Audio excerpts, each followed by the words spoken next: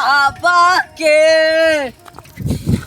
হ্যাঁ গাধা, একে তো কিছু একটা ব্যবস্থা করতে হবে, নাহলে আমার এত সুন্দর সাইকেলটা নোংরা হয়ে যাবে।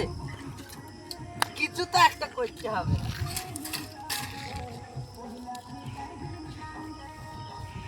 দাঁড়া,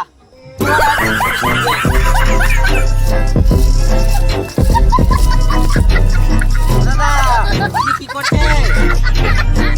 আমি সাইকেলটা এখান দিয়ে যাবে, আচ্ছা রাস্তা এত খারাপ হয়ে গিয়েছে যে সব কাদা হয়ে গেছে, আমি সাইকেলটা নিয়ে যাবো কমেন্টে। আচ্ছা দাদা, আপনার এত সুন্দর জায়গা থাকতে আপনি এমএনডি কেন আনছেন? কারণ আমি এইখান দিয়ে ওই সুভাষনগরে যাব। আচ্ছা, তার মানে আপনি যেই সোজা রাস্তায় আপনি আসেন, সেই সোজা রাস্তা ধরে কি আপনি যান? হ্যাঁ আপনাকে একটা কথা বলছি দাদা, হ্যাঁ বলুন। আপনার বিয়ে হয়েছে? না হয়নি। হয়নি? না তাহলে বোকাচ্চোদা বাল, তোমার এইটুকু সাধারণ জ্ঞান নেই।